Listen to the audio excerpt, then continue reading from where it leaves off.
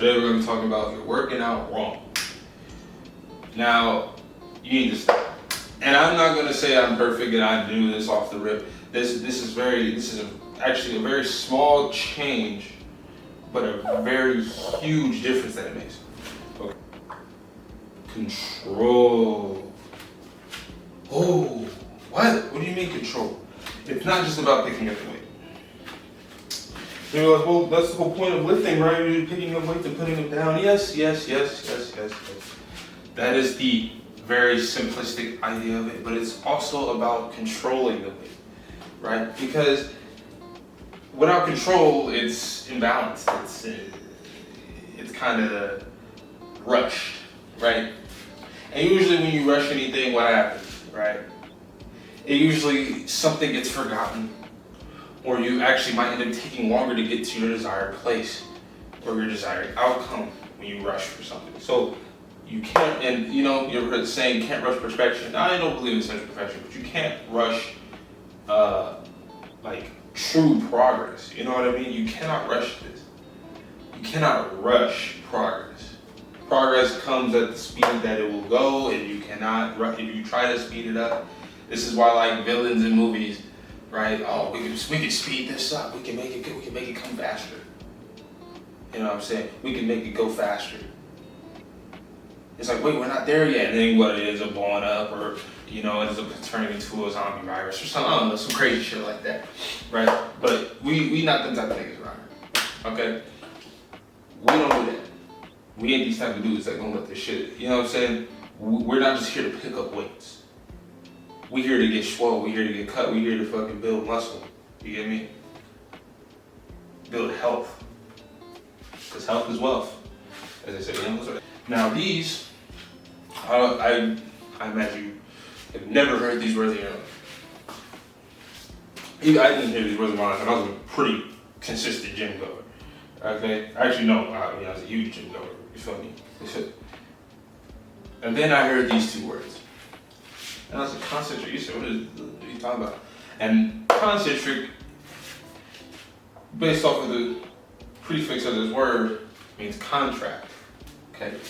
Contraction, right? It's the contraction of the muscle, right?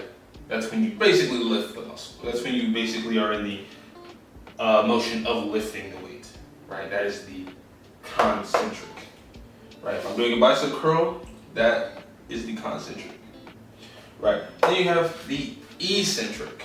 Now the eccentric is the release or stretch. I just call it the release, but it's technically the stretch of the muscle after.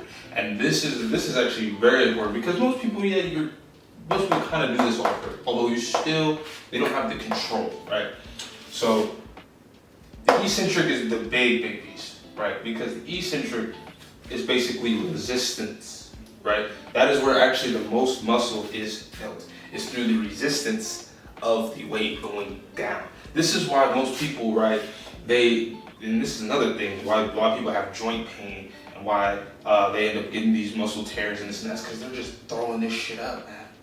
They're not actually understanding the mechanics behind why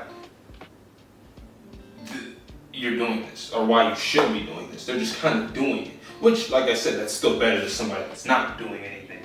But health is wealth. Okay, you could be the most jacked guy in the world, but when you get a pec tear, bro, you get me? Or you pull a muscle, a hammy, or whatever it is, you pull some shit. Your health is now gone. So you now no longer have any wealth physically, right? So this is very important because this is also very important for your health, for your fitness. Control when lifting the weight, right? That is huge. Because a lot of people, like I said, it's not about just picking it up and putting it down. Matter of fact, this is, like I said, causes joint pain. We're going to put this in here too. Shoot.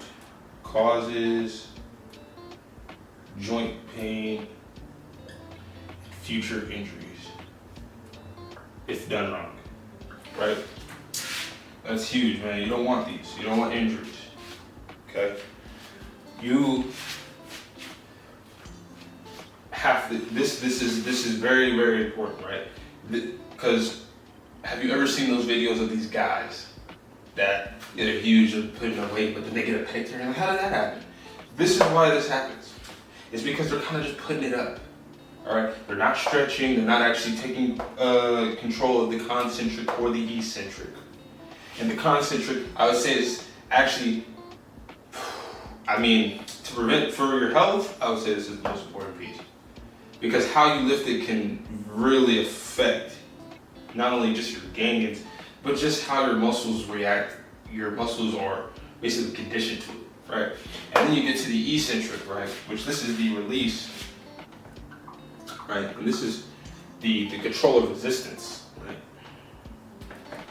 This is where people usually kind of just, they drop the weights, right? You don't want to just drop the weights, because when you drop the weights, that is actually, you're killing your gains. You're killing your gains. Not only that, it's just not safe. The things I've seen is like people dropping weights on their feet and this and that, you know what I mean, or whatever. Like, but be careful. Be careful. That's why I really, really, really stick with this. And not only that, but it also just prevents you from pulling something, right? Because it prevents you from ego lifting. Now, ego lifting, if you watch my content, you know what I'm talking about. It's just, just people kind of going crazy, and then something just popped. Or you might hurt a joint, or this and that. You know what I mean? When you actually have control over your lift, your mechanics of lifting, your joints, your muscles, and you actually can, your mind-muscle connection. Let's put that up here, right? This all adds into literally this piece, right? Because a lot of people are, like I said, they're just doing it. You have to really feel it in order for you to really get the gains you want. Like, I'm telling you, because I thought I was working out, which I was, but like, you know what I mean? I wasn't really working out, and I started sweating. Now I'm back to the area that I am, where I'm like, okay, I'm used to this, but dude, I was sweating. I was sitting here breathing hard. I'm like, dude, what the heck have I been doing all this time? These two pieces are huge. And this also adds into this, right? With the preventing of injury, it's an arrow. It's an arrow. It prevents injuries. I can speak, I swear. It prevents injuries, and it also, it's pretty much the same as controlling the lifting, but it's not the lifting, it's the releasing of the weight or the stretching of the weight. So it's very important that you get that, you understand these two, right? The concentric and the eccentric. These are the two big, this is pretty much lifting in general. You use this in every form, every lift, legs, arms, back, shoulders, neck, whatever it is, okay? Very, very, very, very, very big piece, right?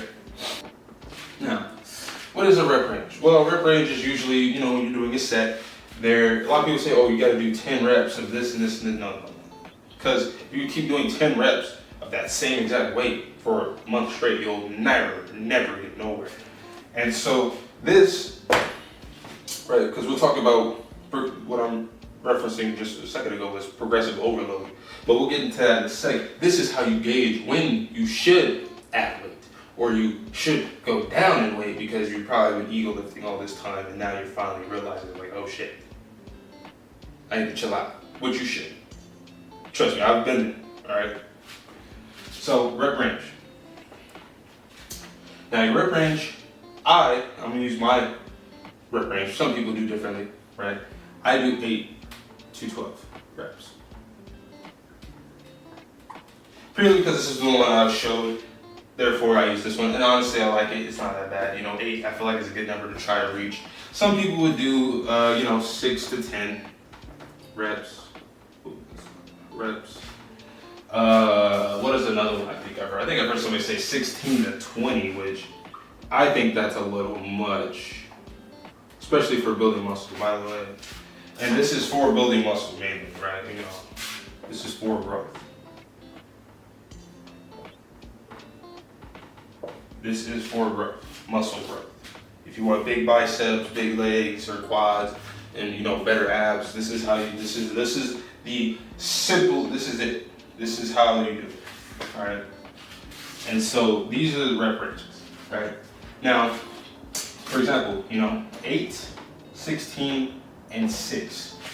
Now these are your low rep ranges. Now if you are hitting, 60 pound, Now let's go lower. You're doing bicep curls. You're only doing it with about 45 pounds. Okay, and you're doing bicep curls with 45 pounds.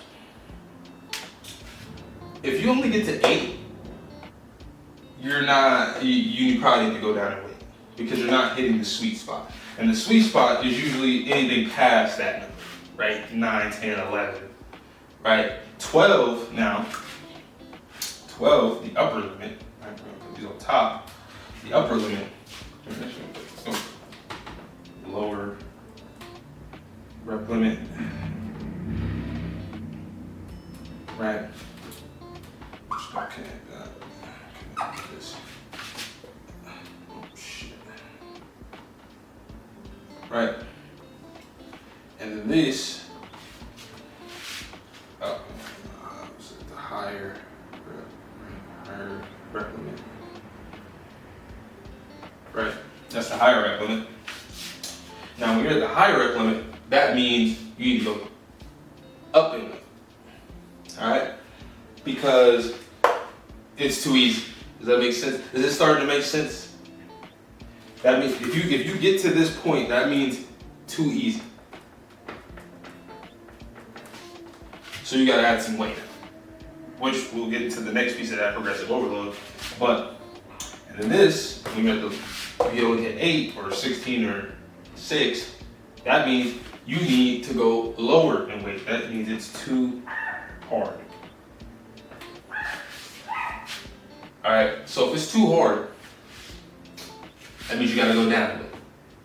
And you wanna get to that sweet spot, right? Because we're gonna use my example here, right? But like between the 8 and 12, 9 to 12 is the sweet spot for me. Right? I mean, like I said, at the end of the day, this is my way of doing things. At the end of the day, you will build your own routine. You can go 6 to 10. I'm not gonna freaking call you out for blasphemy or you're going to hell. No, I mean, at the end of the day, you do what you do, nigga. I don't do this. I'm not your daddy. I'm not your mama, but I sure as hell am here to help. All right, help you to at least understand. I'm your teacher right now. I'm your sensei. You got me? So 16 to 20 reps is very, very, don't do that though. If you do that, you tripping. I don't know, but then again, I guess it could have its purpose, but to me, right, I feel like you're just gonna spend a lot more time than you really should in the gym trying to go high, all right? But do you, all right? But you want to hit this sweet spot. If you get to 8 and that's it, you need to go lower. If you get to 9 or 10, you're in a good spot. Keep doing that until you finally get to 12, and then we get to 12. Hey, guess what, baby? On to our next point. People are always asking me, bro, how are you moving up so fast in weight? What are you eating? It's because you're black. Yeah, it's because I'm black. Fuck off, right? But progressive overload.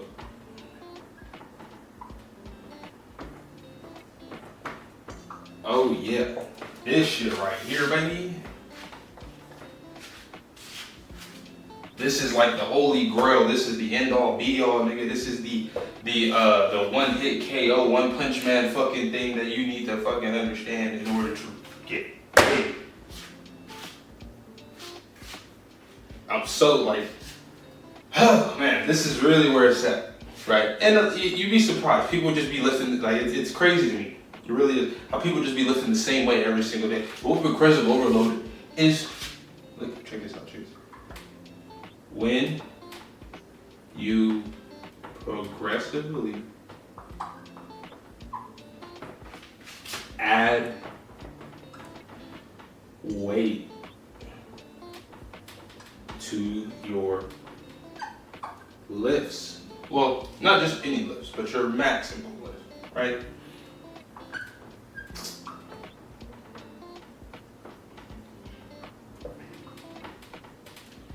Okay, that is what progressive overload is in the simplest way I can explain it, and that is You add weight to your maximum lift. And just like we were talking about with the rep ranges before, once you hit 12, guess what that is? When you hit 12, it's like, okay, it's time for progressive overload. And when you do progressive overload, that's how you get stronger. And you'll be surprised. You might, like, I swear, there's been times in like 1 week, you know, I hit 225, right? This is the example. I actually bench 1 that right now. But I had 225. And you know what I'm saying? I was like, fuck yeah, I hit my reps. I hit it. Right, oh, this shit easy, you know, it's time to go up. And so, I had 5 pounds, I hit that. 5 pounds on each side, which is 10. And I was like, that was real easy. Or that was still pretty easy. And then I was like, oh shit. Let's put on the 10s. They're like, you want to put the 10s? I was like, put the 10s. And guess what? We put the 10s on. And then we put the 10s on. Guess what I did? I hit that shit. Yup. I fucking hit that shit. So, this right here is what gives you, it's the catalyst, bro. This is what gets you to where, this is what pushes you, right? This is what keeps you growing. This is what really, and it's such a good feeling when you actually do progressive overload and you hit that weight, man. You go higher, do better. Real shit, man. So you really gotta focus on that. Progressive overload, right? Progressive overload is huge. All right, and honestly, there's nothing else I could really tell you other than that. See what y'all did? It's because y'all ain't progressive overloading. Shit. Whatever the case, that's pretty much all I can tell you about that. That being said, health is wealth, man. All right, get in the gym, do your thing. Matter of fact, no, we're gonna leave you off with another quote, or not quote, but we're gonna leave you off with another thing, another mindset, kind of. What is the word called, man? I can't remember. I guess you could say it's a quote, like basically just a shift in mindset, right? Is that do the same, stay the same.